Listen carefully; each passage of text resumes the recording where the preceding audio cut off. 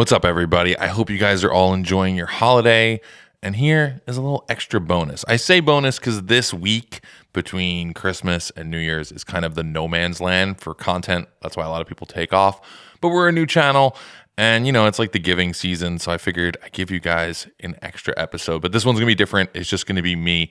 This is actually the kind of content that I typically make for Patreon, which is one more reason that maybe you should become a Patreon member. This is also season 1 of Very Vehicular. And for season 1, I saw it as 8 episodes, and we're halfway through. So this gives us sort of like a mile marker to stop, kind of enjoy it, and run through the first almost 1,000 comments. Actually, I think it's more than 1,000 comments that you guys have left on these first couple of videos and try to answer some of them. So anyway, let's get into it. It's just me and you. I'm going to run through as many of these comments I clipped as possible.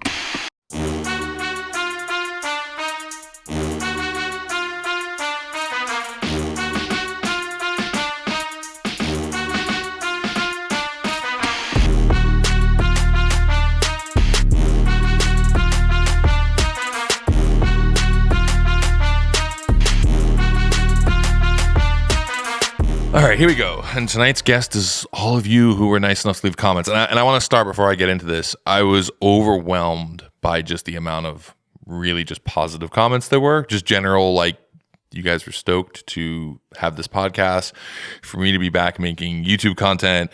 I know a lot of people are really stoked to just see a lot of the OG Hoonigan guys back together and hanging out.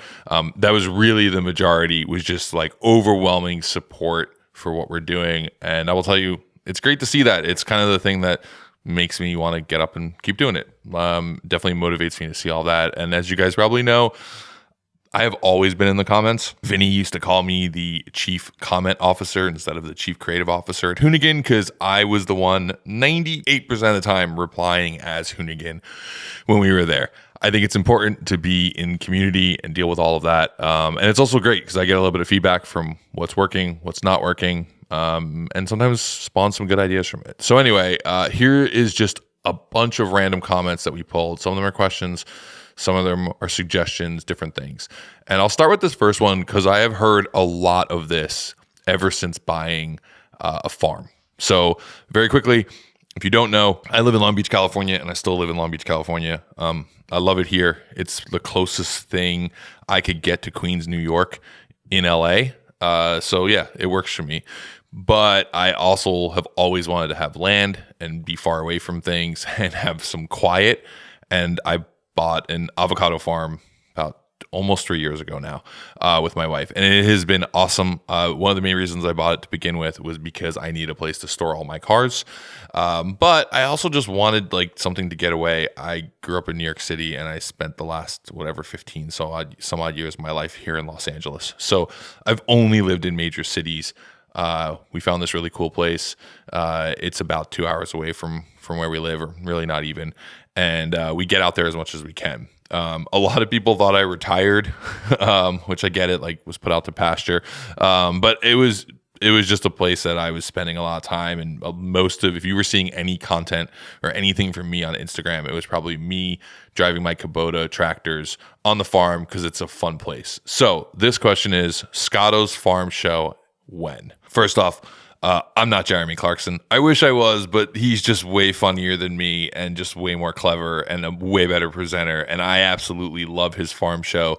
And so many of my friends are like, you should make the same show. And I think there's 2 reasons why I'm not going to do that. One, I don't want to just follow and do the same thing that he did again. You'll notice that's not really my style. I don't think I could do it better than he can. So why try? And by the way, if you don't watch the Clarkson Farm Show on Amazon, it's fantastic. You definitely should. The other one is the farm for me is therapy and it's my getaway. And it's something that I just kind of enjoy by myself. That's not saying I won't make an occasional episode here and there about stuff that I do on the farm, especially some stuff I'm very excited I've learned how to do with tractors and I want to show that off. But I don't think an actual show's coming, but yeah, maybe an episode or 2. The next one is Rotary Kei Truck doesn't count, ? Look, I get this. So this was on every one of the episodes that I've brought in a former Hoonigan. I asked them what their top 3, cars were that we ever built as a company at Hoonigan. And that means not like personal projects like my Audi or Twerk Stallion or Boomhauser, but projects we built as a group. And everyone was throwing around, all these different cars. In the end, the winning combination was donk, rolls, and shit car, which I think works. Like, that really makes sense. There's a lot of cars that got left out, and some not even mentioned. And one of them was the Rotary Kei Truck. And this is probably one of the coolest looking cars we ever built, right? We worked with Chimera, built a kit, like put this really sick rotary in it that Vargas had built. And it was super cool, except it never really drove right. It was kind of a pain in the ass. It didn't steer well. It was hard to drift. It was so loud that even just moving it around the shop was so obnoxious. Like, no one ever wanted to start it. So I think we kind of built this thing that felt a little bit like a trophy. Like, it looked really cool on the shelf. It was really rad to roll out to different events. It also didn't help that the transmission was put in backwards. It was like opposite from the way that you would normally drive a sequential. That made it difficult for people to drive. I don't know. It was one of those things that just looked better on YouTube than it did in real life. That being said, I'd build another one. I just don't think I would put in the sequential or maybe as crazy of an engine. Like, I think something that just kind of did the job and wasn't so obnoxious would have been better. But hey, as Vinny and I always say, it was a YouTube build. It worked really well for YouTube. Next up, will this be on Spotify as well? Love this podcast, but I listen way more than watch. Yeah, this is literally just me allowing this person to do some housekeeping. Yes, if you are watching this and thinking I also want to listen to it, it is available on Spotify, Apple Podcasts, as well as pretty much any other RSS feed, because it is an RSS feed. So you should be able to find it anywhere. I listen to it on Overcast. That's right. I listen to my own podcast. Not really. But next up, Scotto is my ADHD spirit animal when it comes to projects. Yeah. I don't know if that's a good thing. I've got like a whole show that I want to do that I'm just going to title Does It Run? And it's basically about how my ADHD led to me owning 26 cars and how I have to change that. But hey, whatever you need to tell yourself. Next one is, I reckon there should be a YouTube for over 40s. I love the old forum day type builds where you see the slow progression. The bulk build content style is definitely more for the younger fellas. This is, I think, in response to like Vinny and I talking about how YouTube really sort of changed the way like we all build cars, the why we build cars, and the content that works. And I fully agree. I dream of this idea of like, imagine building a car where, every week you just make a small progress. Like, it's like a slight bracket. You got this built. And I mean, imagine like the Binky project, but it actually came out more than once a year. Like, that would be a really cool build show to follow. I don't know if it would do well. I don't think like the algo supports that, but man, like, I would certainly watch that, because I do agree that the current build shows, like, there's just too much happening and you don't learn enough. That being said, there's other guys who do really great build stuff, but the reason I clipped this comment was more the like YouTube over 40, because there's definitely, I'm realizing that as I get older, there's like this different way I want to consume content than maybe what's working today. So I don't know, maybe we can build that. Maybe we can just make forum build spec, or like, build threads.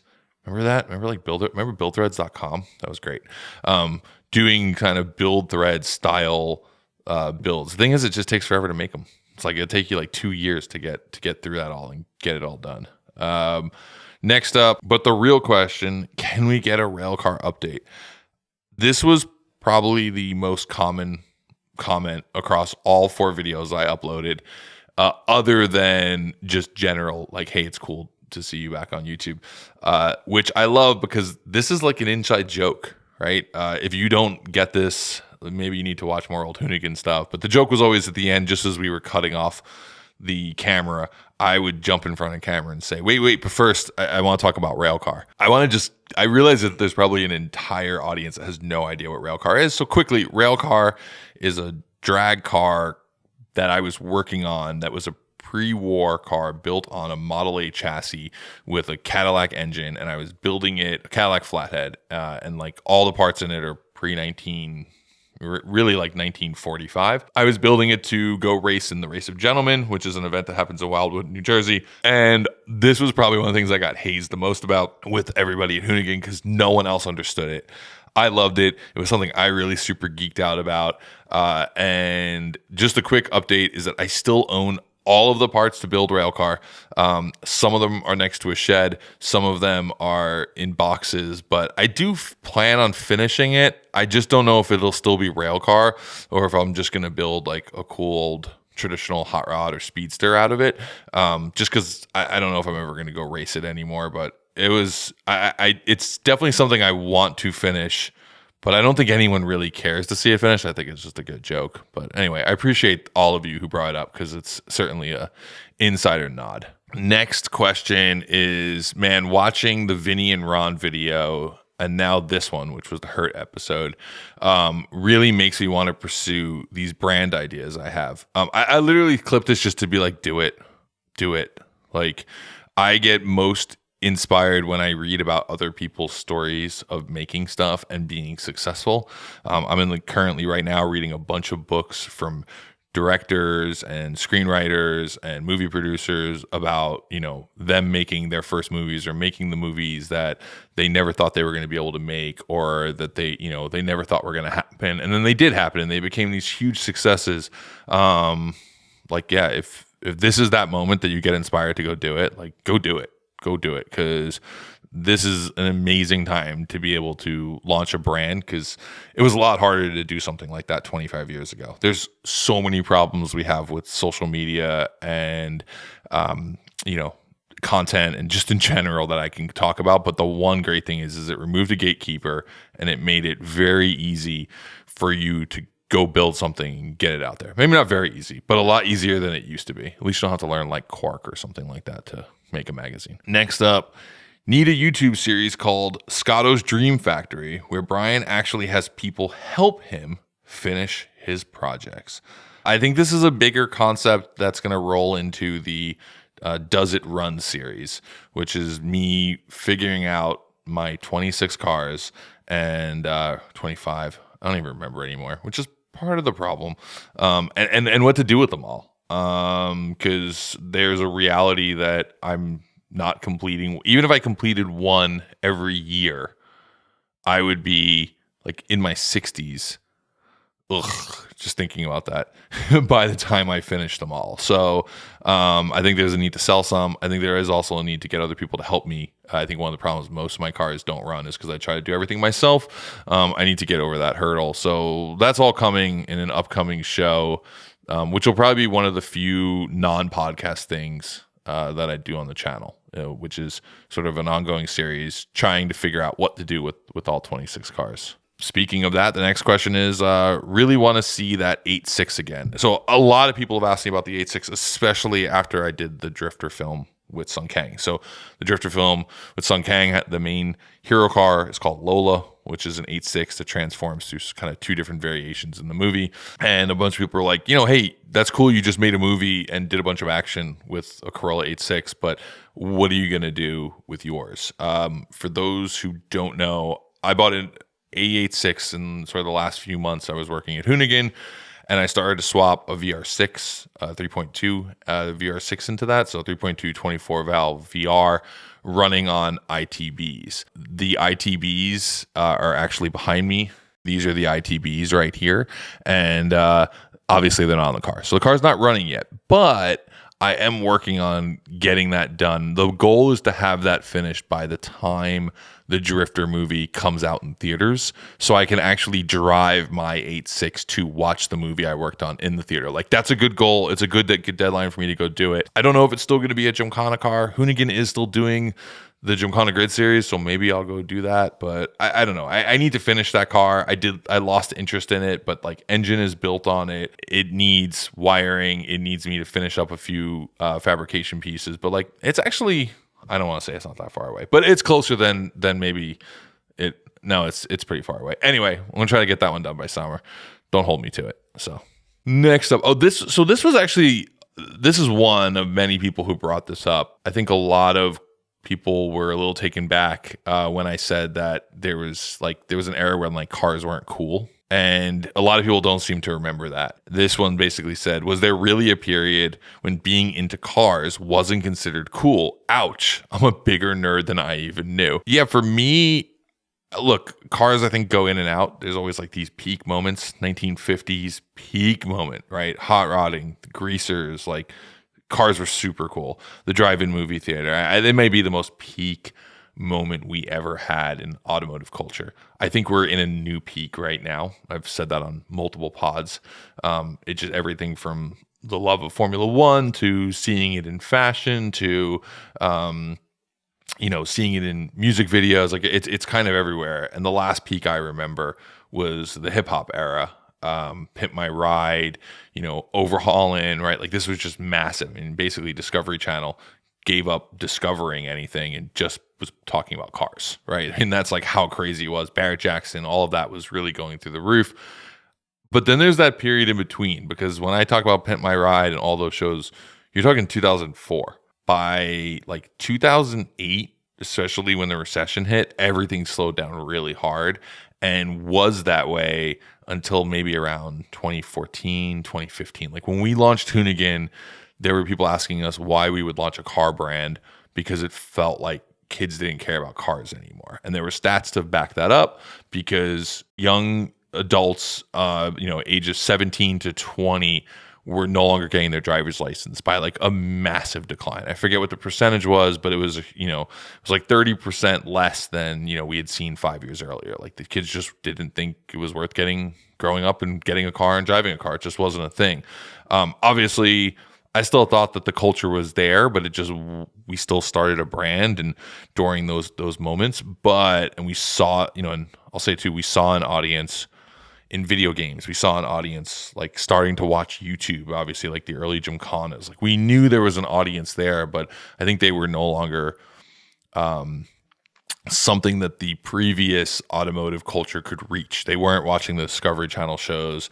They weren't showing up to the Barrett Jackson auctions. They weren't walking into a dealership and buying new cars, but like they were still somewhat there, but in general, it just didn't seem as cool. The Prius was the most driven car out of cool people in California. It was kind of a gross time. Like I remember friends who were selling their sports cars who like weren't really car guys. They were like car adjacent because they were driving Priuses and like putting flat blacking Priuses and putting them on wheels. Like it was not a peak moment.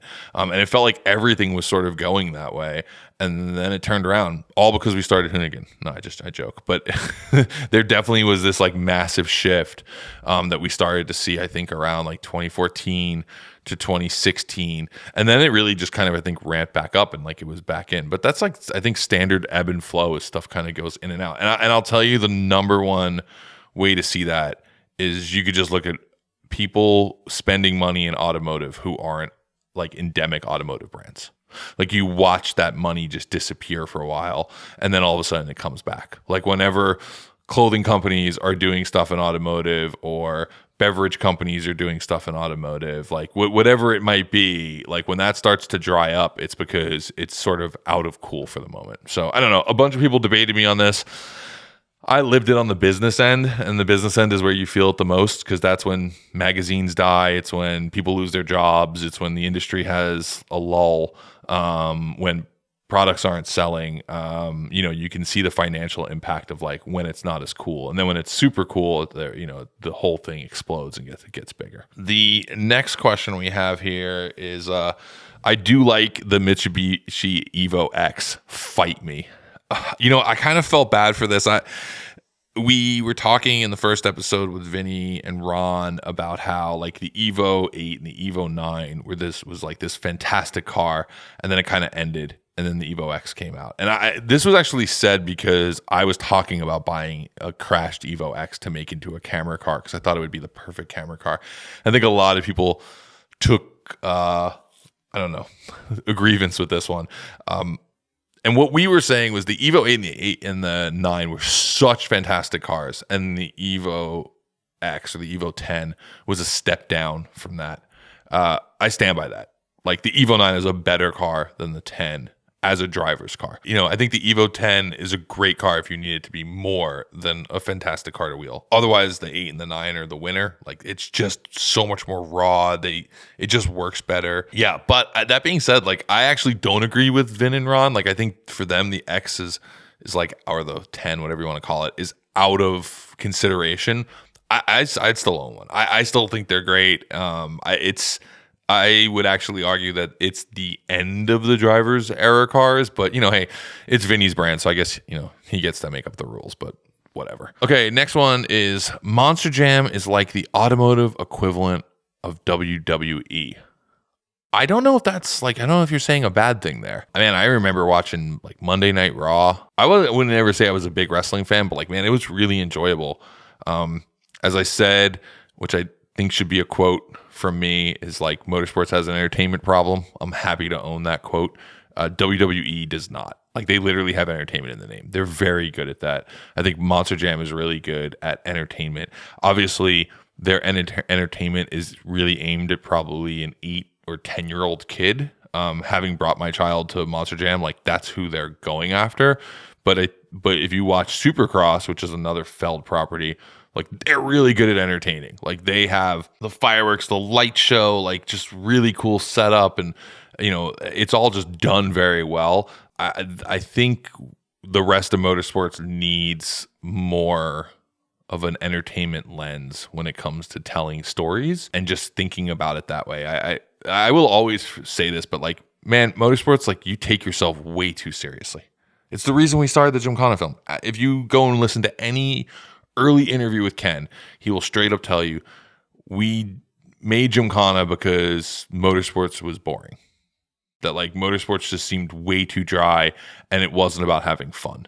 And I think there's a lot of series out there that are still doing that. I think there are new series out there that are still striving to be accepted by the old hat traditional thing that isn't working. So even though they have the opportunity to be new and cool, like, they're too worried about like being old and traditional. I don't think Monster Jam cares about what anyone in motorsports thinks about them, and that's kind of what makes it entertaining. Is the actual like race events in Monster Jam real? No, they're completely scripted, and I don't think that really matters. I think like that's the missing the point piece. But I think we could learn a lot from looking at that and saying, how can we make this more entertaining? How can we make more entry points for like normal people? So yeah, I don't know if you meant that as a diss. If you meant that as like, yeah, Monster Jam is the WWE because WWE's sick and people love wrestling, then yeah, I agree with you. If not, like, I don't know. Tell me what motorsport's doing it right now, and I will blow holes in it. Next, favorite build is easily Lord Frightening. I love this build. I'm so happy we got to make it. For those who don't remember this, we built like a Fast and Furious homage. This is the kind of build that came out of me being on Marketplace at night.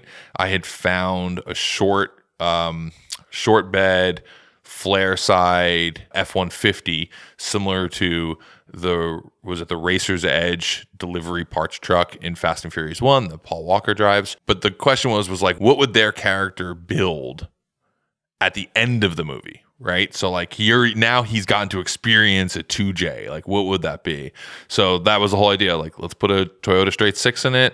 I actually don't remember if it was a 1J or a 2J. I think in the end it might have actually been a 1J or maybe a 1.5J, but that doesn't matter. It was like, let's make this no longer Ford powered. Let's not actually start with a real Lightning. And we didn't want to call it a Lightning because it wasn't. So it got the name Lord Frightening, which like to me is actually one of my favorite names we've ever named a car. Like, obviously there's Shit Car and Shark Heart, and I loved Rolls Royce because it was Slay Poupon. Slay Poupon was a fantastic name, but Lord Frightening was a great name. And I think the only reason that this vehicle didn't make it into anyone's list is, while we built a really cool engine for it, we never sorted out the suspension. So the suspension couldn't actually hold the power. So there was like a ton of like axle wrap whenever you tried to get on it. So it was fun to drive in a straight line, but it really wasn't that much fun to throw around. But it's while it may not be in my top 3, like, it's definitely in a top 8. I think top 10's like too broad and probably not top 5. So, but yeah, Lord Frightening was fantastic. I wish that's one of the vehicles I wish we had finished through and built better, but it was still badass looking. It looked really good. We had it on TEs too. It was a good one. Next question. Hoonigan-inspired Top Gear adventures. Where the fuck do I pay? Look, we always wanted to make this style adventure show. I think we touched on it with some things. Carcane Abroad had elements of it. The Misadventures of Scumbug were there. But it's become very clear to me in the past couple of weeks since we released the first episode that there is a real want to see everybody back together and to go do something. So I've definitely started working on some sort of plan. Like what it is, I'm not really sure about when we can make it all happen, but I have spoken to all the boys. Everybody's down to kind of go do a reunion show. Where it lives, how we put it together, I don't know. You actually bring up an interesting thing of like, where do I pay for it?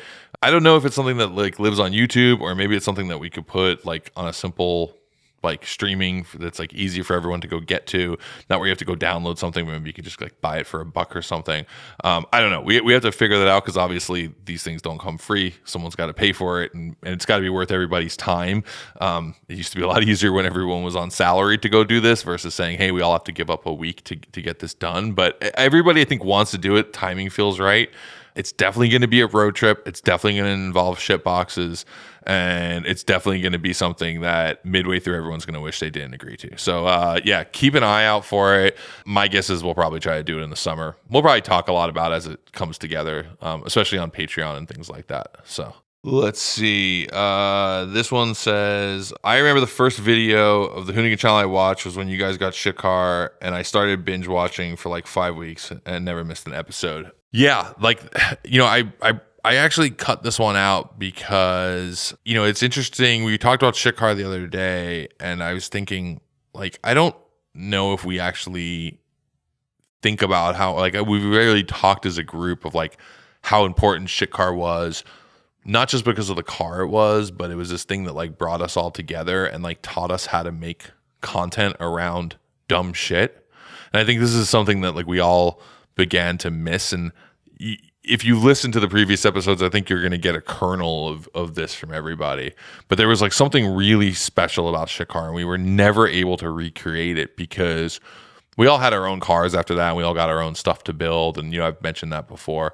But, you know, this was this moment where all of us got to sort of have fun working on something, ripping around, shredding something. There was like no care in it. We didn't care if you crashed it, right? Which was this super rad sort of element to it. And when it was happening, I knew we needed a project car. Like that was something in my head, was like, if we're going to make this channel work, we need to get like a really cheap and approachable project car. And we got that. And I don't think any of us knew how successful it was going to be and how much people were going to connect with it and how much of like a brand identity it created until it was happening. But then I don't think it was until much later, until it was over, and, you know, that we're like, man, this thing was so important to something we built, but it was also this like weird memory of a time that like didn't exist anymore.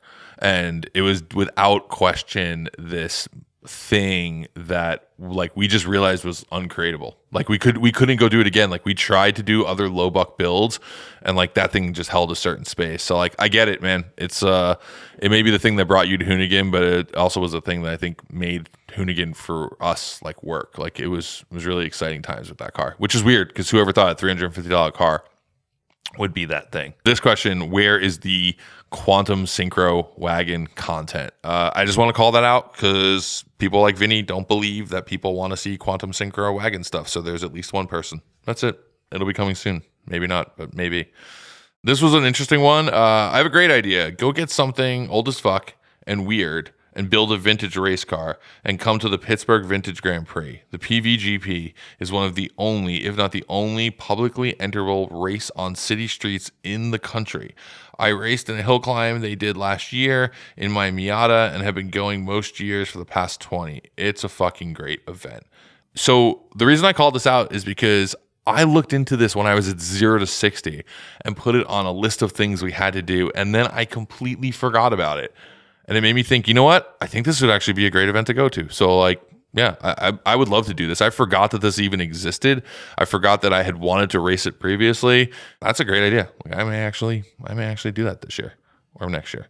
Scotto, please, for the love of God, do an F600 build on your channel. I've been waiting for that thing since you first dropped it in a video. No bullshit. Also, where's the Mexican well, it's actually a 150. That thing was just cool. Yeah, so good news and bad news. The good news is I do plan on building the F600. The bad news is I think I have to sell the B150 to fund it. You know, can't have everything in life, but I do really want to build the F600, so it should be coming. The next Gymkhana, surely it's got to be Leah Block and the Hoonicorn. I agree with you. I definitely think it would be cool to see Leah Block in the next Gymkhana. That being said, I don't think it'll be in the Hoonicorn.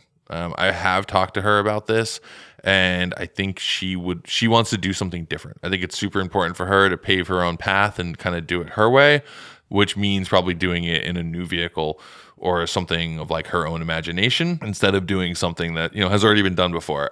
That being said, man, it would be really cool at some point to see the Hoonicorn rip like that again. I got to watch her tear it up at the SEMA Fest that was done in 23, and man, she ripped. Like, I was really impressed by her driving, considering she had never really wheeled that thing in that type of manner.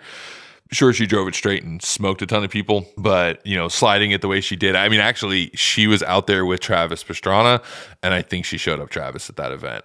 So it would be really cool to see it in the Hoonicorn, but I don't think you'll be seeing that next. I think if you see something from Leah in a Gymkhana fashion, it will be something of her own design. Next question or next comment, we need Jon Chase. I totally agree. I'm going to try to put Jon in for the next season. Jon is super fun, super great to dig into. I think Jon is one of those shows where I have to really do my homework and get a bunch of really good questions going with Jon, because otherwise Jon and I will just ramble about absolute nuance. But I love Jon Chase. He actually came to my house during the summer, and I hadn't seen him in almost 2 years, and we had just like the best night hanging out. It was just me and him, and it was like one of those, like, it was like soul food. It just was really, really nice to have Jon back in my life. So 100% bring Jon Chase out. It would be great because Jon and I can actually talk about stuff that never made it onto YouTube, which is like the Power Tour days, which is stuff that we never made content about. I have a bunch of footage from it, but we never actually made anything about it. Okay, next. Just want to add, Circle Jerks was some of the best couple videos. I would have taken 20 less of this or that episodes for a couple more Circle Jerks and Circle Jerk rulebook episodes. I only bring this up because Circle Jerks was the lowest performing thing we ever did. I think it's because whenever we typed the word Circle Jerk into a title or a description, we immediately got flagged by the algorithm for obvious reasons, and it just never delivered. But there's actually a bigger story behind Circle Jerks, which is there was a song that Circle Jerks, the punk band, made called Wild in the Streets.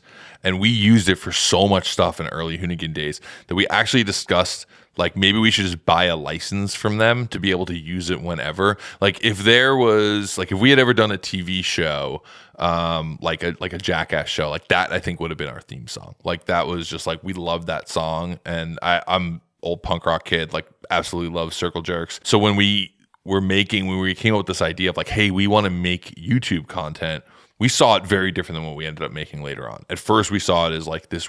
Actually, when we first set out to make YouTube content, we were kind of actually making what you would now call shorts or reels. We were making this like quick, short form, under 3-minute type of stuff.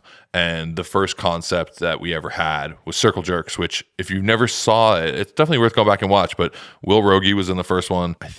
I forget who he competed against. Yeah, I don't know. It was either Gorilla. I forget now. But anyway, it was either Chris. Yeah, maybe whatever. It doesn't matter. But the whole idea of the game was that you had to basically drift in a circle and you had to hit a bunch of like proximity, like points, right? Like there was just cones and you had to knock each one of them down and you got like a arbitrary number of points. Like the game didn't really matter. It was just kind of fun. And we just, I think, enjoyed making a show called Circle Jerks. Yeah, that was like a great, fun, early, no rules era of Hoonigan that like I really miss. That was a good time. And it's that name that band just has so much history for me in a way I think a lot of other people don't even realize for Hoonigan. Next one, maybe if Scotto was doing the Fast and Furious films, they could get back to when they were good. Yeah, sure, that sounds great. Go tell the boys. I'd love to jump in. I'll be very honest. I think I can make a really, really great Fast and Furious with a really, really great action series. I don't know if it would be as successful as the current movies. Like the current movies, they've jumped the shark, but like, man, did they pull in a mainstream blockbuster audience. So I would love to get this option. In my opinion, I think the Fast and Furious films are sort of like beyond the pale at this moment. I think instead it's like, hey, what's the next set of Fast and Furious? Like, what's the new Fast and Furious film that's not called Fast and Furious? Like, I would really hope that my name gets attached to that someday. So, but anyway, thanks for the support on that one. That would be great. Next one, Mr. Scotto, can I make a suggestion? Can we get a series of published maps, or at least Google custom maps, of all the locations of filming? I'm a big Google Earth nerd, and I'd love to visit those places in a 3D map environment, but also for the public just to see how wild the world tour since Gymkhana 1 has been. This is a great idea. We actually talked about this idea of like Gymkhana tourism. I did a piece for Hoonigan shortly after Ken passed, where I went up to San Francisco and sort of rewalked all these locations, and just sort of kind of had this like trip down memory lane. I'll admit, man, it was kind of tough to do at the time, but we walked through it all and talked about how we put it all together. It was actually quite enjoyable to do, while maybe being tough at the same time. That's actually a cool idea. Unfortunately, that's not like really my call anymore. It's something maybe Hoonigan could do. It would take a lot of work to put all of that together, but like that could certainly be like a rad thing. I think that there's like a real, I don't want to say business because it's not about a money thing, but I think there could be like a really fun thing in doing Gymkhana tours. Like to go and walk it. Like I've jokingly have said like, oh, we should just get a shuttle bus and just offer it like, once a year. Like you could do it on like 4-3 day, and it's like, hey, 4-3 day, we're doing a tour of Shamrock, Texas. Like come meet us and we'll bring you through all the spots, and all the people who were involved, who are available, can talk you through all the pieces. Like I think that would actually be a lot of fun. But for you Google Earth nerds, which by the way is like such a weird, interesting world. Google Earth is something that didn't really come about until we were already making, or at least on the level it's at, making Gymkhanas. And in the early days, it wasn't something I used at all. And now I do like 90% of my pre-scout is Google Earth. Almost every location in Australia, I saw on Google Earth before I saw it in person.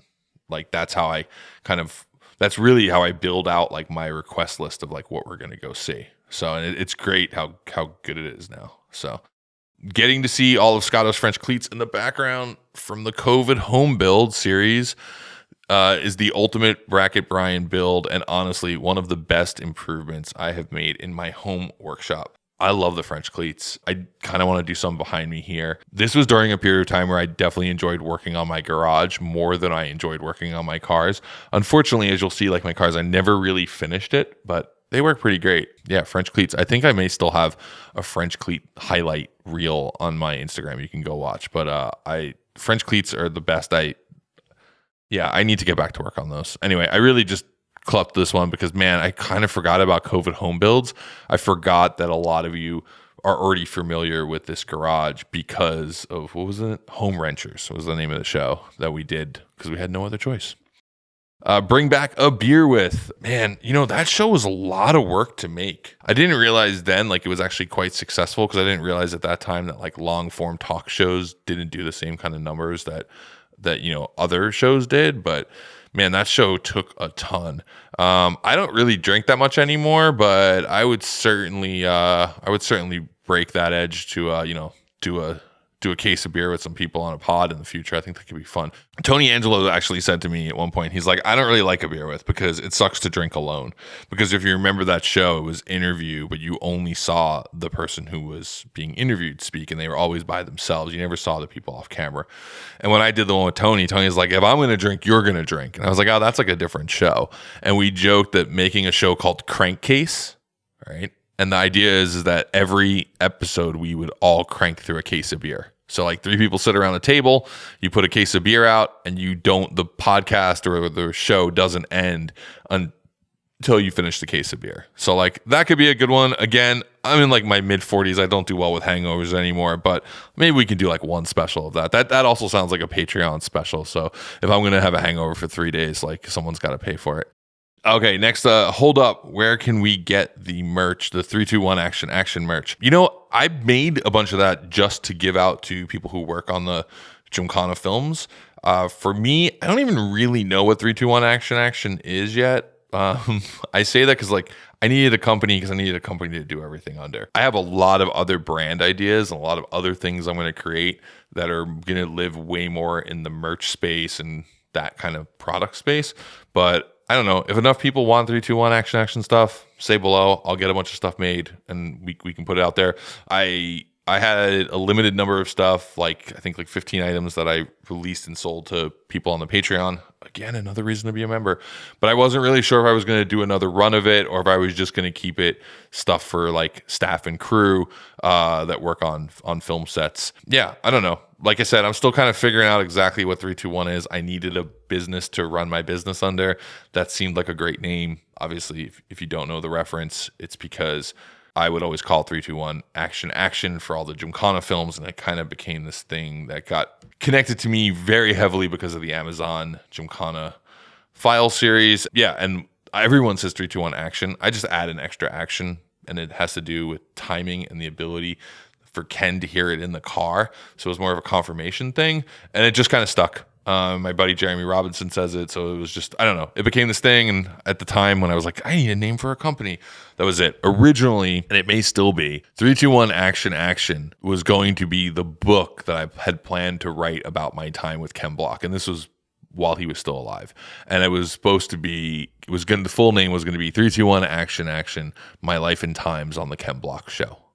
Because it very much felt like we were living in Ken's movie, right? So that was especially the Gymkhana stuff and the early team stuff. So that's where the name originally came from, and it came then. So anyway, yeah, maybe I'll make merch again. If you want some, comment below. All right, and this one, which is the last comment we've got clipped, which is perfect timing because I will originally told myself this thing should be about 45 minutes. It says, one of my favorite things about this Gymkhana was the in-car shots. Travis looked terrified the entire time. I don't know. It's something that I never thought about in the previous films. Ken had this very sort of stoic race car driver face in the films. And in the first film we did with Travis, he looked terrified, right? One of my favorite comments was he entered the car as a driver and left as a passenger. He looked terrified, and we enjoyed it and we thought it was funny, so we included it.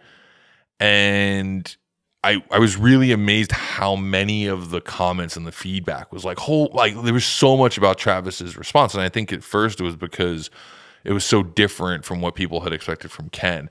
And then in the second film we did with Travis in Florida, he didn't actually have as much facial emotion. And I think it's because he felt more confident in the car. Everything was a little more under control. And this last one, I think it was actually a mix of like terrified and also just looking really happy.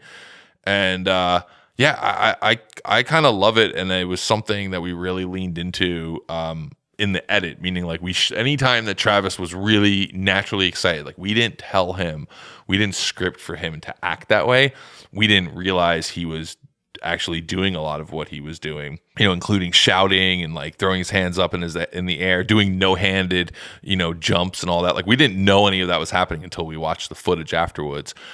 It just brought this like whole different personal, like, I don't know. It's hard for me to explain, but like it brought like an emotion to something that normally doesn't have an emotion. And I think it's great. Like for me, I think it'd be really weird to like film another Gymkhana and have someone not make facial expressions. Like it really added to it. So anyway, guys, again, this was that added bonus. And don't forget, next Wednesday at 7 a.m., which is our scheduled time, we have another episode with a very special guest. It's going to be good. And then we've got 4 more episodes to wrap out this season. And then we go right into another season. There's not even like a week down. We make seasons because I like calling things by seasons. It doesn't really even matter to you guys. It's just an easy way for us to organize stuff. And again, thanks as always for you guys supporting this, sharing it, all of that stuff. Big special thanks to our partners, Vyper Industrial, Toyo Tires, Heatwave, and of course, FCP Euro, who helps keep all my cars running.